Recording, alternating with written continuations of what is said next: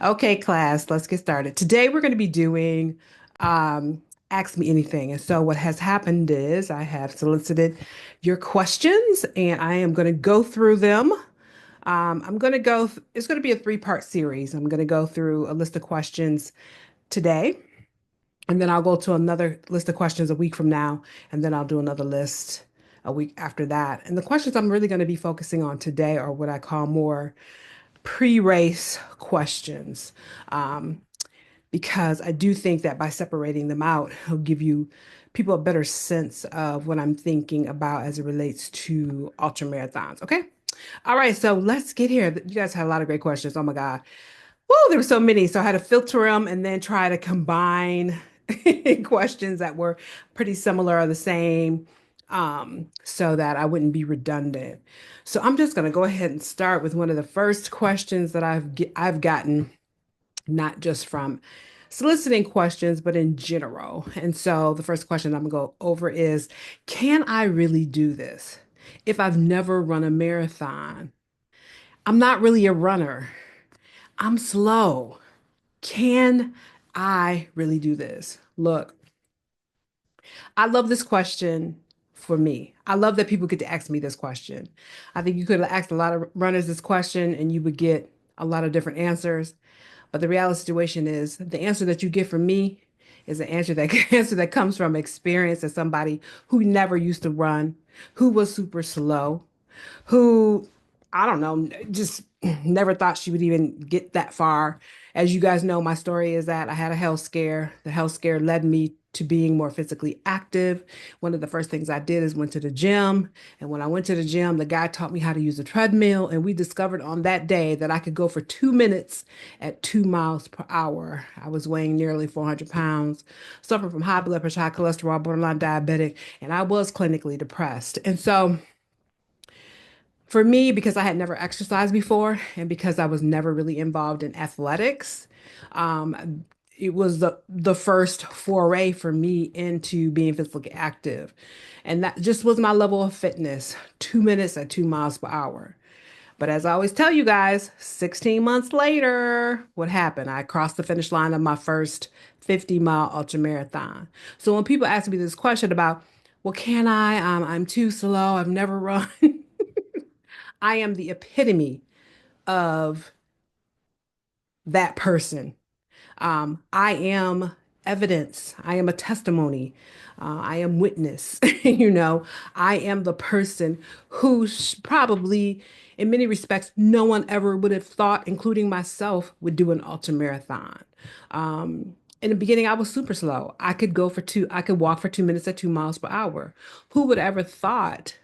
Who would have ever imagined? Even, and I say it's even me, but nobody would have ever imagined. No one would have ever thought. No one would have ever, encouraged me to do an ultra marathon. The guy just said, "Good job. Now come back tomorrow and do it again." Um, so it was like, just do your best, right? And that your best is good enough. But what I really love about this guy, and I want to say this to you guys who ask me this question all the time, the thing he said to me, he said, but just know you'll go for faster and you'll go for longer. So for those of you that feel like, oh, I'm super slow. Oh, I've never done a mile. I've never done 5K. I've never done even a marathon. I'm here to tell you that if you're just consistent, if you just keep putting one foot in front of the other, I swear to God as my witness, honey, you will go faster and you will go for longer. So trust the process. Um, yeah, it doesn't matter. Unless you're walking less, unless you do less than 2 minutes at 2 miles per hour. I mean, anybody can do at least 2 minutes at 2 miles per hour or more. I can tell you, yes, you can do an ultra marathon. If you are slower than that, I don't know, right? Because that's not my experience. I get the feeling that you can. However, I could definitely can definitely say to those of you that can at least do 2 minutes at 2 miles per hour, um, yeah, there is something in you um, that will allow you to do an ultra marathon. And so I'm just here tell you, like, you just got to put one foot in front of the other. You just got to be consistent. You're gonna have bad days. You're gonna have days when you fall off the wagon, as they say. You're gonna have weeks where you don't do nothing because you're like mad at the world or just, lots going on, whatever the case may be. I say always extend grace to yourself and just get back on, your training plan and just keep moving as best as you can. What I totally loved about my journey is that whenever I got off um, when I stopped being consistent, I would just go back to doing 2 minutes at 2 miles per hour. And then in that moment, I knew, like, girl, you could do better than this. You know what I mean? It was just always like, for me, it's always a reference point. Like, girl, now I know, it's been a minute since you've done any exercise, but doing 2 minutes at 2 miles per hour reminds me, it lets me know, like, yeah, you may not be where you want to be right now as it relates to your training, but um, you definitely could do more than 2 minutes at 2 miles per hour. And so it's just always a frame of reference point for me. And I love having that frame of reference point because it allows me to share with the world that, look, if I can do it, starting at 2 minutes at 2 miles per hour, then surely you can. So don't talk to me about being slow. Don't talk to me about the fact you've never done a marathon, 5K, half a mile, whatever. I don't care. It's not a requirement. The only requirement is for you to be on the journey, for you to engage in the process and to do your very best and trust and know you will go faster and you will go for longer. So that's my answer to that question. It's always going to be my answer to that question. And so I'm not gonna if say I ain't got nothing else to say to that question. That's just what it is. And I know this to be the truth. All right, the next question is um I guess this is all kind of in the same vein. Am I too old? Am I too overweight? Am I too out of shape to start training to run an ultra marathon? It just goes back to the last question. All this really is, I should have just kind of added it all together. But look, I was weighing nearly 400 pounds. I was 47 at the time. I had never exercised and I had never been physically active. I was not in any sports ever. So I'm just gonna say, no, you're not too old. You're not too overweight. You're not too out of shape. Now, you're going to have to work on getting in shape. You're going to have to work on building your endurance. You're going to have to work on building your strength. And you're going to have to work on being consistent as it relates to your training plan around running and then running an ultra marathon. And it won't all include running. It will sometimes include cross training, running drills, all kinds of things. So, I'm just here to say again, I'm a living witness. This is my testimony. I'm here to tell you you can do it. You're not too old, you're not too overweight, and you're not too out of shape. So let's start. Let's just start our training wherever you are. You're probably going to be much faster than me. I started at 2 minutes at 2 miles per hour, but you're probably, I would say 99% of people, maybe even 100%, probably will start doing more than 2 minutes at 2 miles per hour. So that's my response to that. All right. So the other one is, again, all these are kind of like pre-training questions, and they're all kind of like the same thing, which is nice because then I can pretty much sum up all of this in kind of one failed swoop. Don't you have to be super athletic or young to run ultra marathons? That's the same question as before. No, you don't have to be athletic. I was never athletic. You don't have to be young. I'm old as fuck. What? No, no, no. Just start where you are and start where you are, right? Whatever that is. If all you can go is 5 minutes, all you can go half a mile, all you go is a mile, quarter mile, whatever the case may be, maybe you can go 2 to 3 miles. Just start where you are, baby, and just build on that. You will go for faster, you will go for longer. That's what the guy told me. I didn't know what it meant. I didn't even care that he told me. I was like, I was happy with my 2 minutes at 2 miles per hour. I didn't care about going longer or faster. I just felt like I had gotten up. I had made a decision to try to better my life by moving and doing some physical activity. That was it. No one could have prepared me for what would happen 16 months later. And thank God, because that would have been so much pressure to think, oh my God, I gotta make sure I do everything right to get to my ultramarathon. Don't worry about the ultramarathon. Just keep doing everything you need to do every day. And as God is my witness, the pieces will fall together for you. And that will be because you have communed with your own body.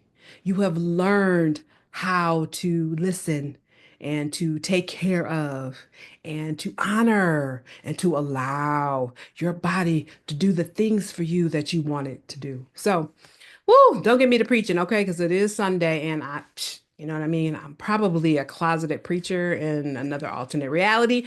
But so this other one is a question is, how do I even start training if I can barely run a 5K?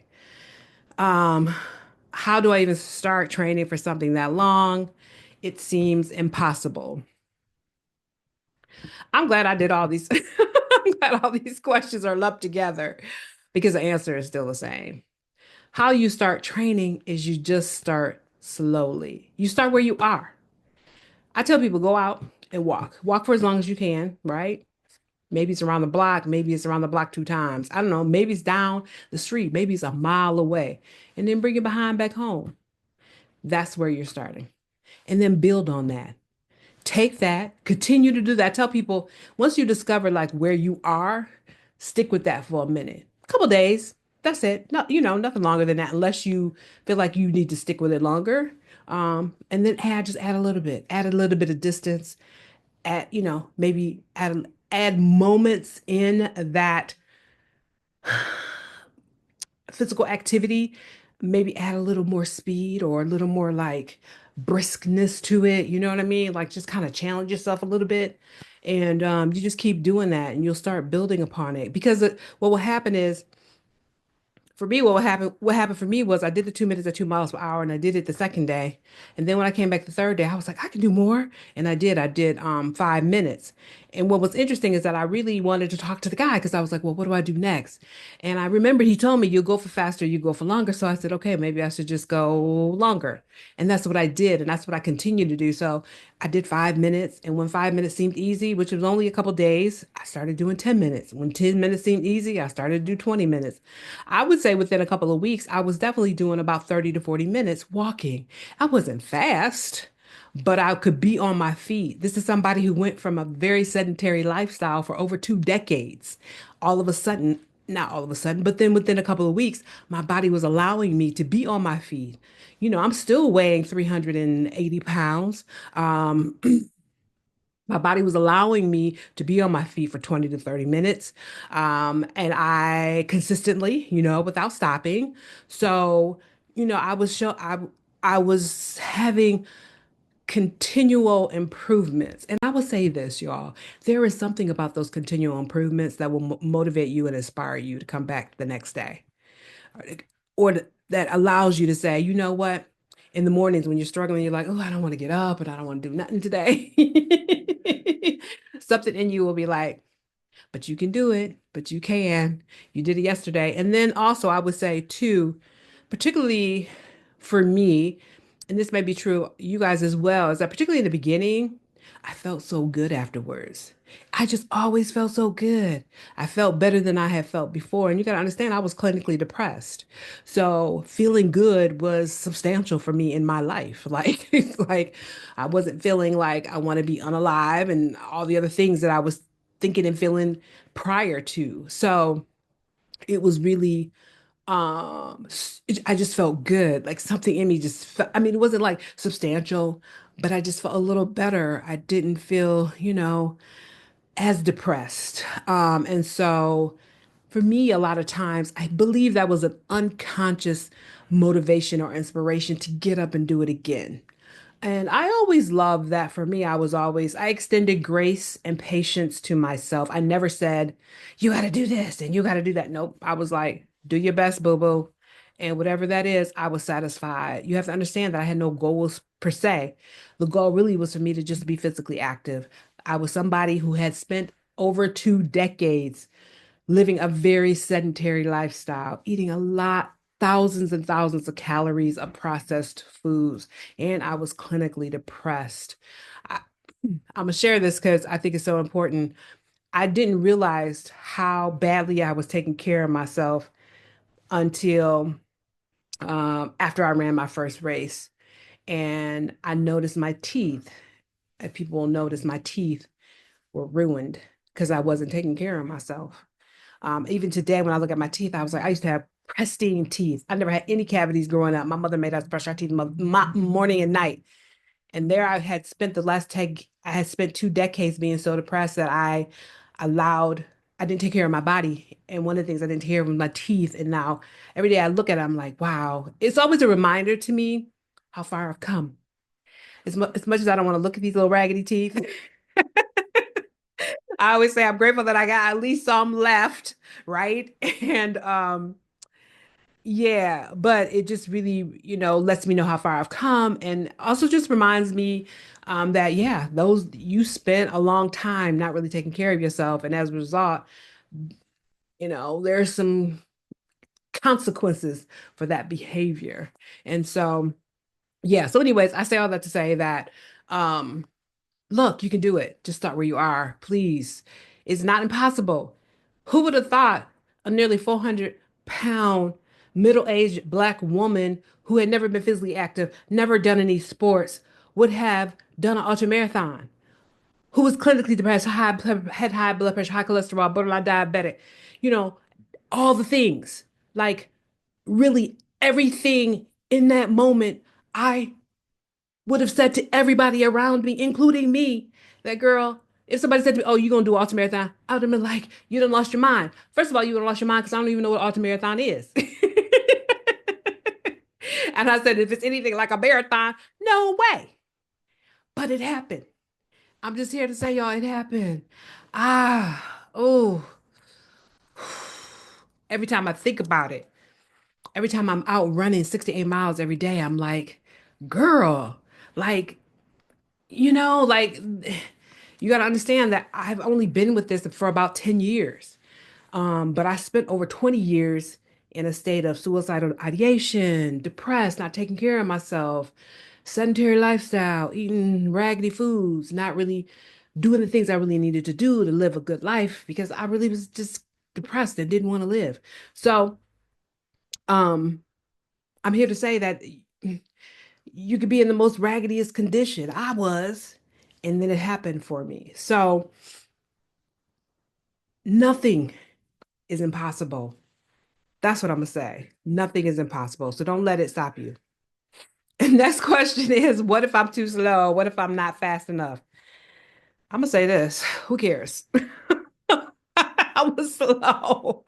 And let me say this about ultramarathons. Oh, let me say this. Let me say something to this question right here because this is what y'all need to understand and know. I've done numerous events. I have seen people walk the entire ultramarathon. Walk the entire ultramarathon and finish the ultramarathon before the cutoff. I repeat, I have seen people walk the entire ultramarathon and cross the finish line before the cutoff time. So, if that is any indication of anything, you could do it too. Even if you walked, you could plan to walk. I was actually, at one point in time, I remember I like to run. My body will always shift me into running because running is more energy efficient for me. For me to walk, it doesn't feel right a lot of times, especially when my adrenaline start kicking in and I'm in a race. I just think mentally as something happens, something clicks, and so I have to run. But there have been times when I was like walking, and this one guy, I remember he said to me, he said, you walk at a really, fast pace. He was like, you could probably walk this whole thing if you wanted to. And I was like, wow, yeah, because there would be times when, and I do remember this, there would be times when my walking pace would be faster than my running pace because my form was so horrible. And I could tell my body would just, I was like, ah. But I'm here to tell you that you could walk the whole thing. You could plan it. You could plan to walk the whole thing. You could train to walk your ultramarathons. People do it all the time. So you don't have to necessarily run. You could walk it. That could just be your plan. You just get up to a certain point. I'm gonna say like this. If I know for me, I'm a consistent runner. I don't pretty much stop. I might stop for a few minutes at the aid stations, but not very long.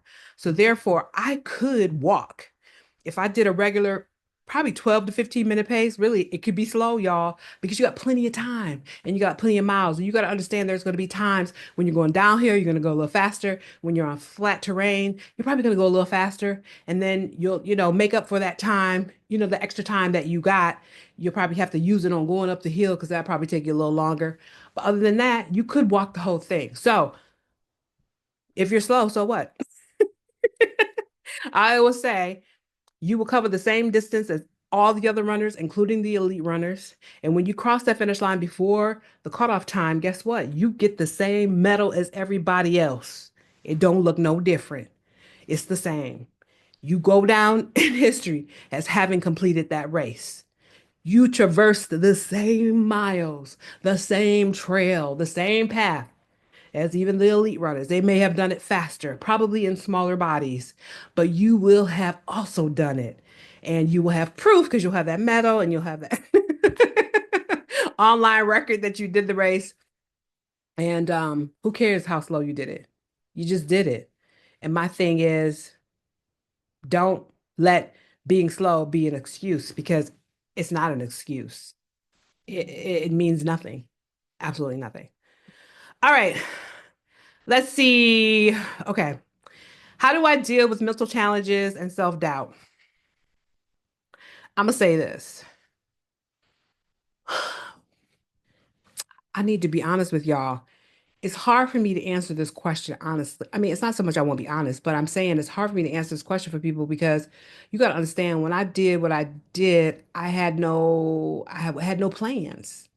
I just kept putting one foot in front of the other. I kept honoring my body. I kept saying, "Oh, you want to go a little faster? Okay, let's go faster." I kept challenging myself sometimes, even when my body didn't want to go faster. I I I think what happened for me. Whew, mm, I think what happened to me is that I was so depressed, y'all. I was so depressed that being physically active always gave me just a little bit of something that made me feel a little bit better. And unconsciously, because I can't tell you, I went back to my journals. I was looking at my journals. I wrote nothing about that, but something unconsciously, intuitively, I must have known and could feel that I was feeling better. And so as a result of that, I continued to try and I continued to honor my body and I continued to challenge myself and I continued to go faster and try new things because it always made me feel good. And maybe I'm here to say maybe you are always going to have a mental challenge. Um, and that's okay. That maybe just being a part of the process, being part of the journey, maybe somewhere intuitively inside of you too, that doing it will make you feel good and it will override the mental, right? Because physically you'll be like, oh, I feel, you know, which I think I'm gonna say this. I honestly believe this um wholeheartedly. I do believe that my physical activity changed my brain chemistry, which is why I did feel good.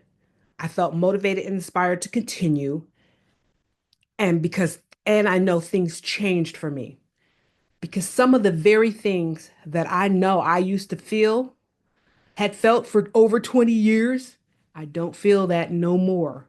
Like nothing near it. In fact, I think about it and I'm like, girl, why did you ever think something like that? You know what I mean?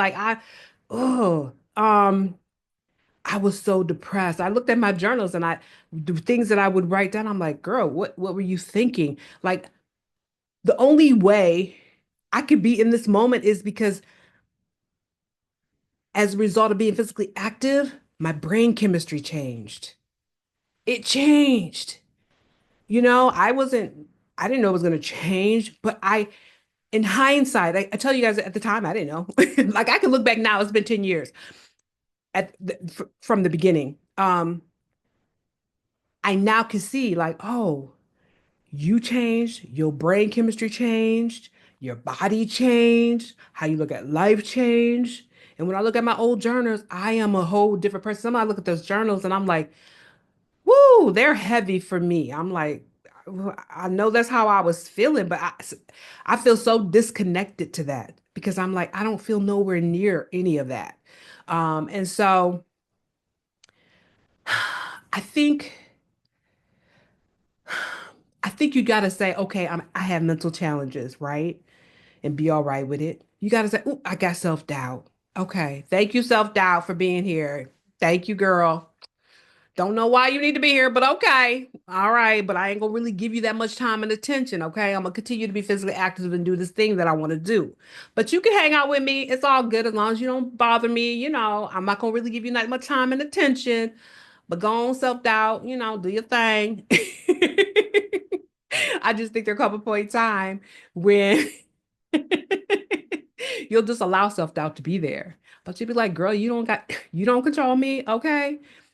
But you won't know that until you continue to be physically active. You won't know that until you're being physically active to the point where you're starting to change your brain chemistry so that when you can have a certain kind of relationship with self-doubt. Yeah, self-doubt's there. Okay, girl. I see you. I hear you for sure. And but you don't have no control over me, boo-boo. Like you used to. You had a lot of control over me before, but not anymore. And I think in the beginning, you're just going to have that kind of co-creative relationship with self-doubt and the mental challenges and be like, okay, I know you're going to tell me stuff that I don't want to hear. Okay. But I'm going to remind myself that, okay, I'm still going to do this and I'm still going to try. I always tell people, like, look, every day I went out, I never said to myself, you better go run 6 miles today. Otherwise, no, I always said, do your best. And I said, if I always used to say to myself, even if you walk the fuck out of this door and turn right back around because that was the best you could do, I'm good. But I always said, make sure it's the best you could do. Maybe your best is 2 miles today, even though you want to run six. Maybe your best is 4 miles, even though you want to run six today. I don't care. All I want is your best. And whatever that is, I will be satisfied. I won't judge you. I won't say, I don't know why you didn't do 6 miles. I will never do any of that. I will just say, okay, baby, you did your best, Charlotte. I'm satisfied with that. Thank you very much. And I'm here to tell you, there were days when I set out to do something and I didn't do it all. And I said to myself, is this your best? And I used to love those moments when I would like, I remember one time I was trying to do, I think it was like 10 miles. And I got like to like 6 or 7. And I said, is this your best, baby? And I was like, okay, let me run to this next point, right? And running to that next point, I was struggling. And I was like, you know what? This is my best. So I'm just gonna turn around and go back home. You know what I mean? Um, I would have not gotten in the 10 miles that I thought I was gonna get in today. Um, but I'm all right. Like that's okay. This really is my best. And what I love about those moments is that I say to myself, look, that is my best, okay? So that's my best, and I don't judge myself. I say good job. What does I go for tomorrow? Okay, then let's try that. Um, there have been times when I have walked out of the house and and wanted to turn right back around.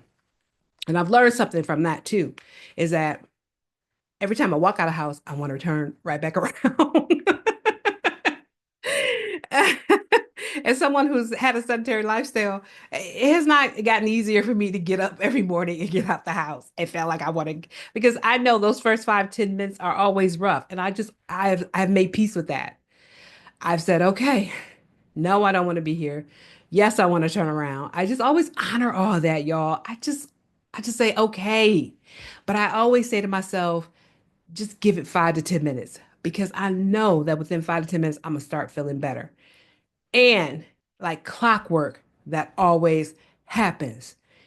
Now, as I continue to run longer for longer distances, now the adrenaline takes longer to kick in, like maybe 20, sometimes 30 minutes. But in the beginning, it used to kick in within 5 to 10. And so now I've just learned, like, okay, girl, you're gonna have to be with this for about 15, 20 minutes. You know, 15, 20, maybe 25, 30. Which can be rough on mornings when you're like, I want to go home.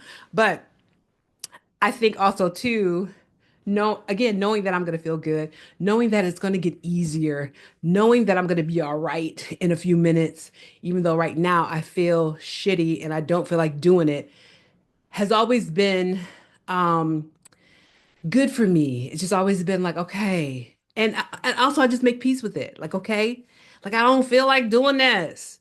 I wake up every morning feeling like, oh my God, am I really gonna go out and do a run today? And and sometimes I wake up in the morning and I feel that way. And I say, Charlotte, you've been doing this for 10 years. I cannot believe that you still having this conversation. But y'all, I'm still having this conversation. The conversation hasn't gone anywhere. And I wish maybe 10 more years from now it'll go away. But I just made peace with it. So make peace with your mental challenges. Make peace with your self-doubt. Y'all, it's there. Just be like, okay, y'all, thank you for sharing. Thank you for, doing the things that you do. But no, like, you got this. You got this. Okay. All right. Let's see. Okay, so I'm gonna do two more questions and then I'll do these other questions next week because I'm taking a little bit longer than I thought I was gonna take. What's the biggest misconception about ultra marathons that stops people from trying? I think the misconception is that number one, you got to run the whole thing. I'm here to tell you, I'm here to tell the secret, y'all. Don't nobody run the whole ultra marathon unless they're like a maybe a 50K, which is like 31 miles, which is close to a marathon. Y'all see the marathoners, they run the whole thing. So yeah, some trail runners do that whole 50K thing. But 50 miles or more, I'm almost 100% sure that nobody's running the whole thing. And the reason why you're not running the whole thing is because it just not would not be energy efficient to run the whole thing. When you're going up hills, you don't run up hills. You do a power hike or you walk because it's not energy efficient to even run up hills. You will just it will knock the wind out of you. It will suck so much energy out of you. So I know good and well as an ultra marathoner, it's just an unspoken understanding and rule and knowledge that you don't run up no hills. Nobody runs up hills. It's the worst thing you could do. It will kill your race for you to be running up hills. So you hop, you power hike, you walk. In my case, sometimes I crawl, slither, whatever I have to do to get up the hill. So know that people always say, oh, you got to run a whole thing. No, you don't. And I just like I said in the other question, when the response to the other question, I said that I know people that walk the whole thing. They walk the whole thing. And they make it by the cutoff line, cutoff time. So no, don't get it twisted. You ain't got to run the whole thing. I do think that for those of us that really get into kind of running and get a certain satisfaction out of running, we'll probably run. I would say for me, I probably run, I'm gonna say like 50 to 60%. Yeah. Definitely when it comes like once I get past like 30, 40, I would say 30 miles. Um, I do a little frog thing where I run, then I walk. I run, then I walk. I know they call it's called leapfrogging when you like skip somebody else and then they come skip you.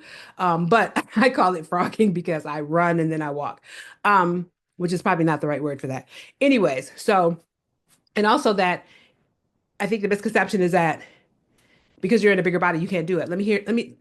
I also want to say this, that being in a bigger body is to your advantage of doing ultramarathons. Number one, because you got to humble your fat cells, and those fat cells are energy. That will give you energy to keep going. Whereas skinny people, I've seen skinny people are more likely to bonk than a fat person because we got fat cells, we got energy that we can work with. As long as we're doing right by our electrolytes, as long as we continue to hydrate and at least get in a little bit of food, we can. I have discovered I eat very little during my races, very little, but I get to the finish line. So I'm here to say that having fat cells really does help you. energetically, but you got to train your body to do that. You can't just go run a marathon because you fat. You can, but I don't know how successful you'll be. But I'm saying you got to train your body on how to use that energy to help you to do these long distance events. So, being bigger bodied is a misconception that you can't do it because you're a bigger body. That you've never been athletic. I've never been athletic, y'all. Never in my life. Mm-mm. Never went to the gym. Went to the gym for the first time in my life when I was 47 years old. So, can I get a can I get a witness? Then no, there's no, I mean, the misconception is that somehow you gotta be something. And I'm here to tell you, you just gotta be you. And I think what I would do if I were doing it all over again, let's say I was starting today, is achieve the smaller goals. Like start with, okay, I'm gonna work the next 3 months to do my first 5K and then see how you feel. Usually by the time you're doing a 5K and you're feeling good and strong, you could easily do a 10K. Train for a few more weeks and go ahead and knock out that 10K. And then probably train for a month, maybe 6 weeks, and then you do that half marathon. And I'm gonna tell you something right now. Once you do that half marathon, you're probably gonna get bit by the running bug. Yes, you are. And because what's gonna happen is you're gonna finish your half marathon, and you're gonna feel good as fuck, and you're gonna be like, "Ooh, I think I can go do another half marathon," which is the indication that you could do a full marathon, right? And so then you'll start training for that, right? And then you'll do the marathon.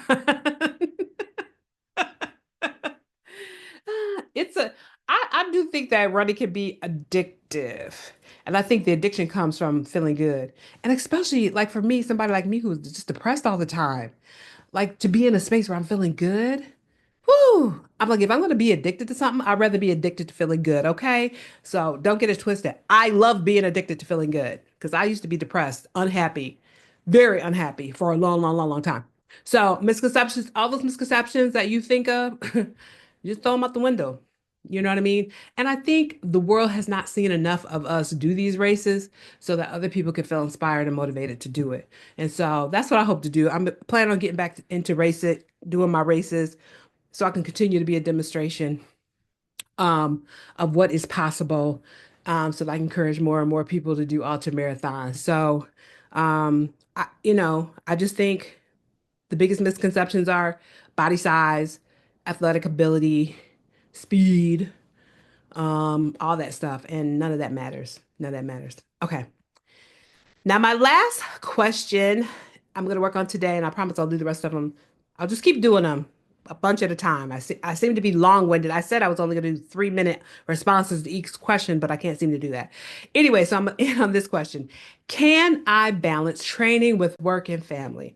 How do I find time to train for an ultra with my busy, busy life? Look, I'm going to say this. I think if you have a busy, busy life, in the beginning, you need to just make a hard commitment to doing at least 3 days a week, right? I'm going to tell you right now, I remembered early on, I sacrificed doing things. So I just cut out stuff. Like, I think I was in a writers group. I cut out my writers group. Um, I think I would do volunteer work for different things. I cut out the volunteer work.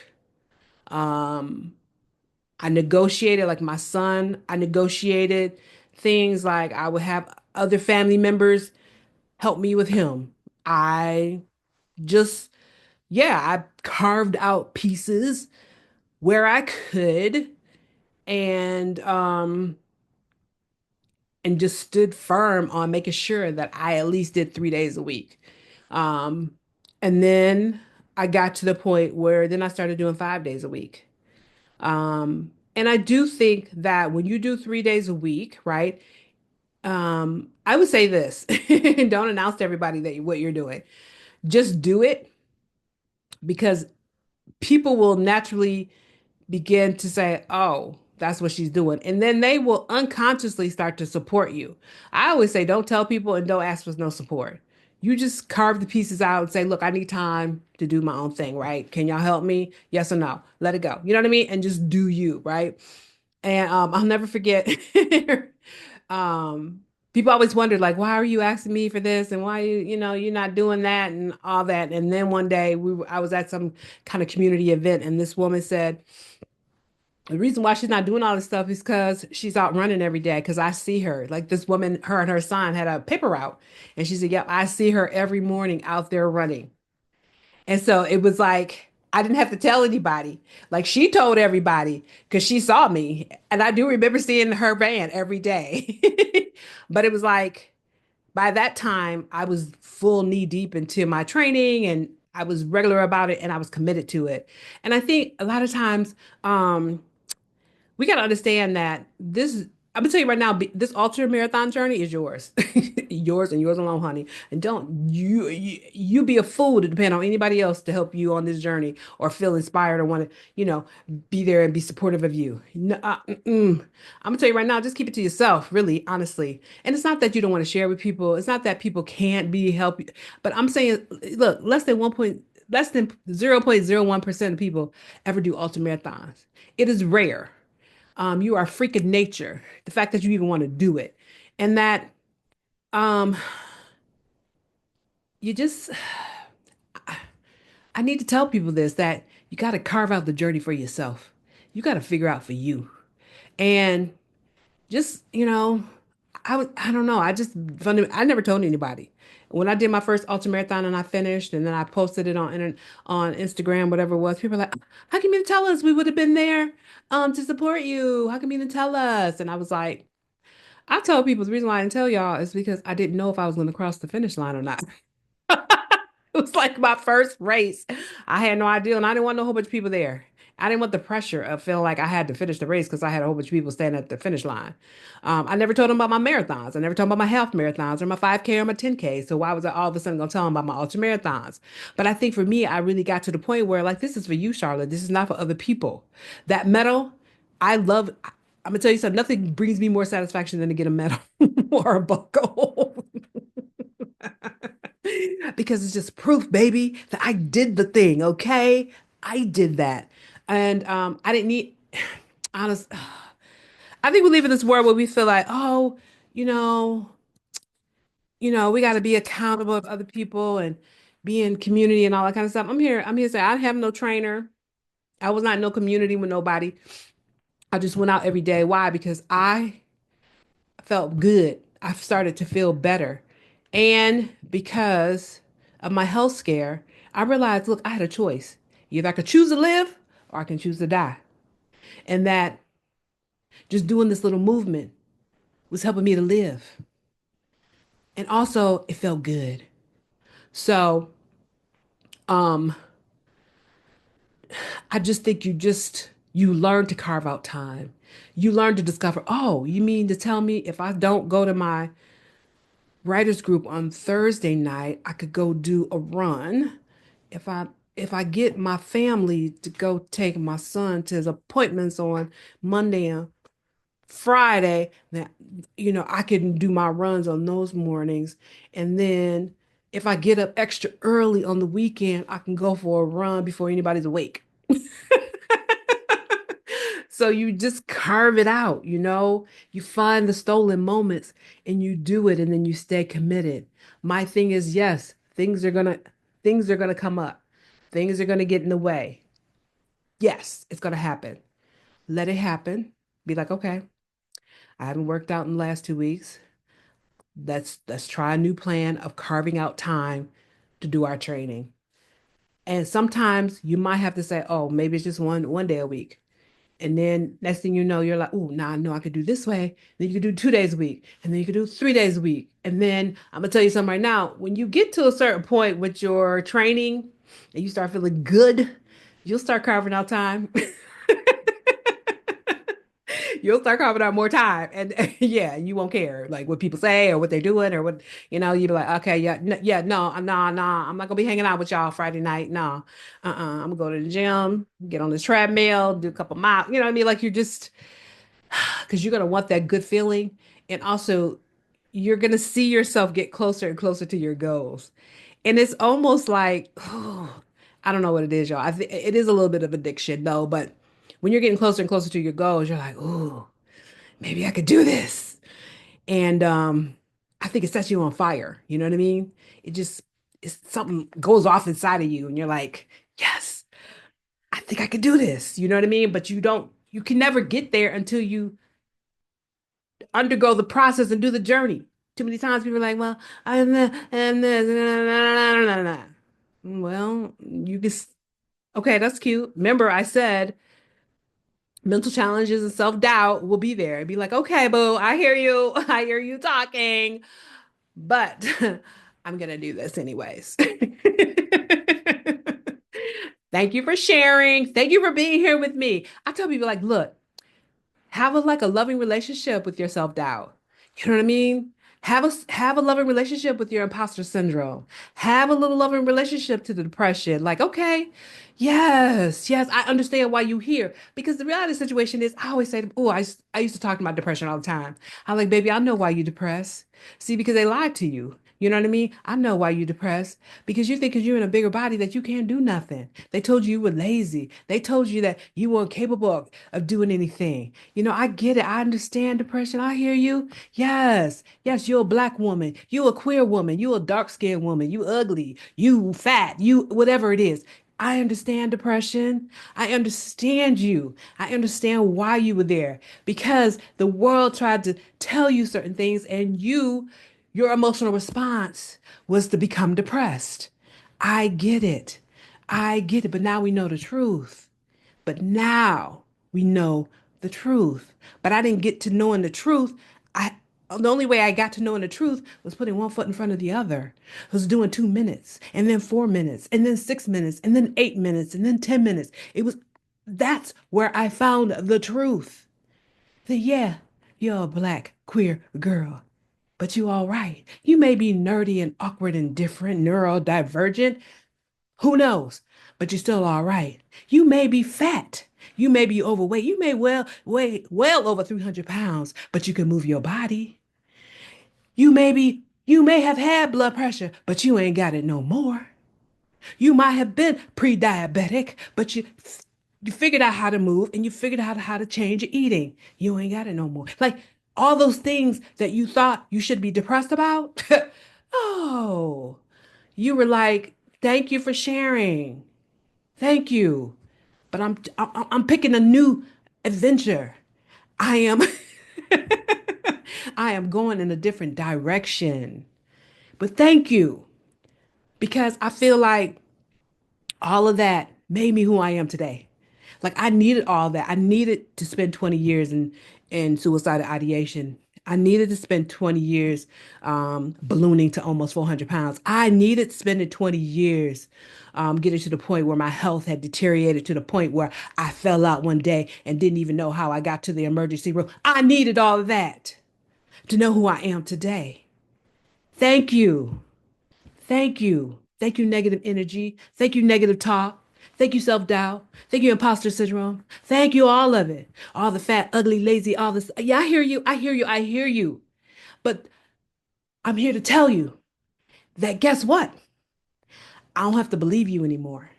I don't have to embrace you anymore. I don't have to honor you really anymore.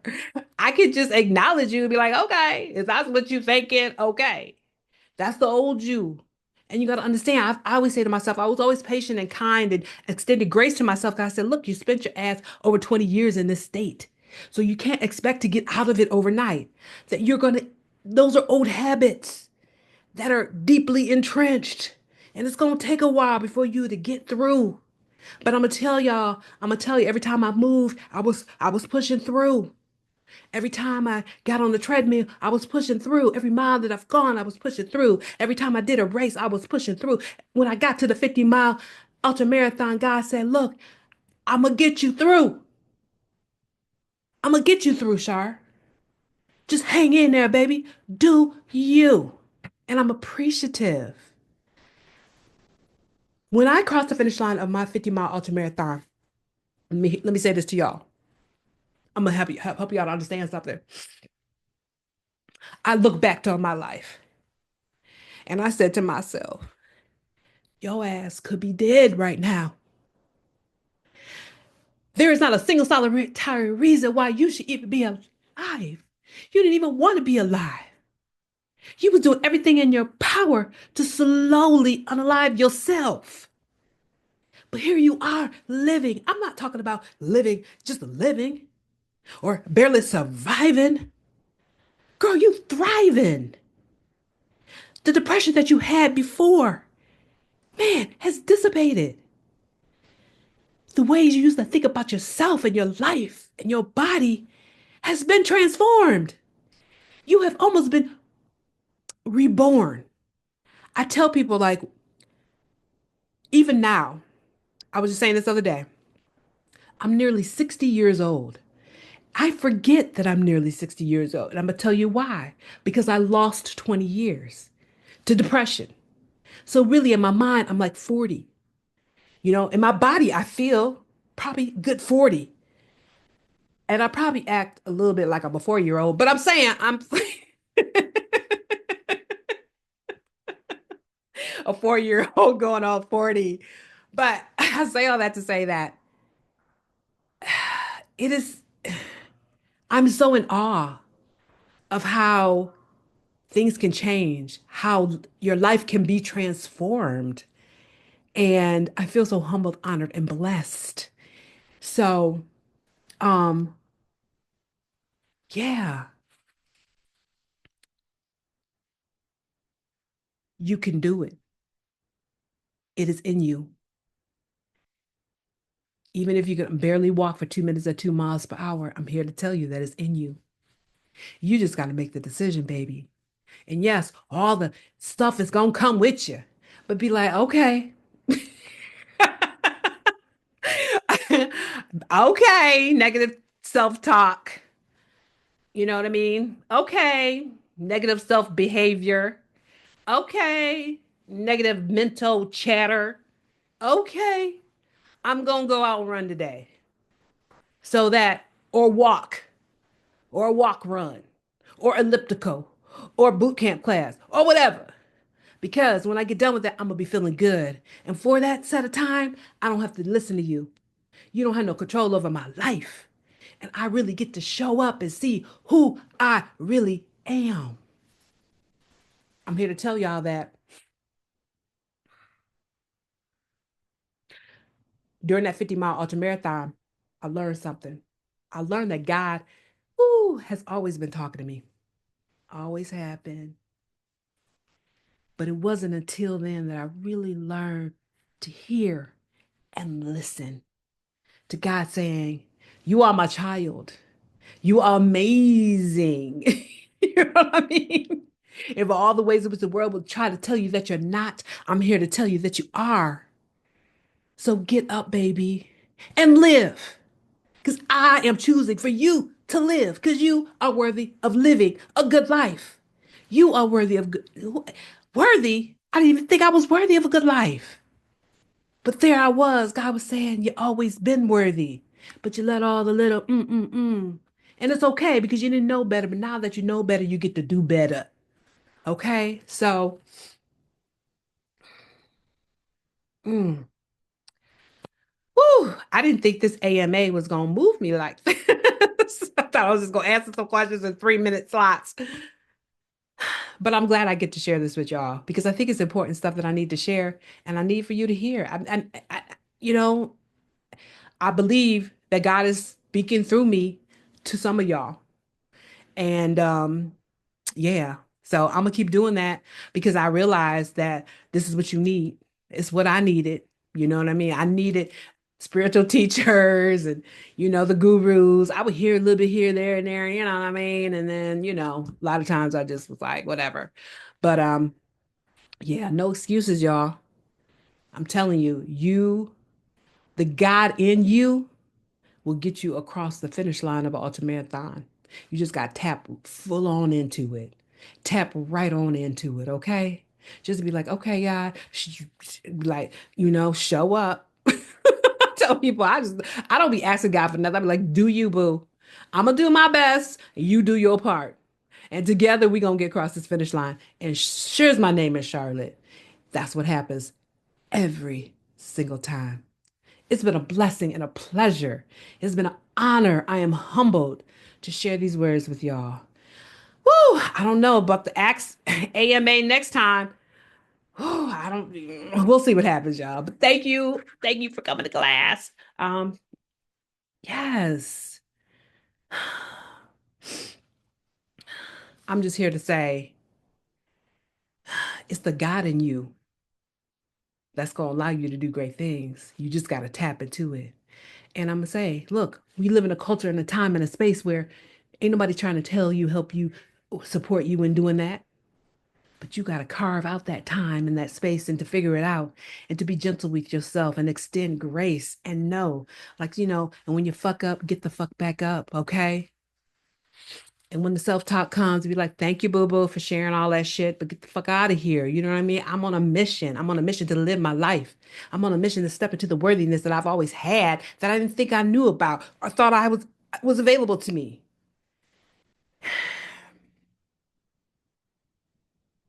Because really, it's all about love. But the thing what love does, love is about feeling good. Woo! Mm. When I feel good, I feel loved. Yeah. All right, y'all. I'll see you in the next class. Peace and love.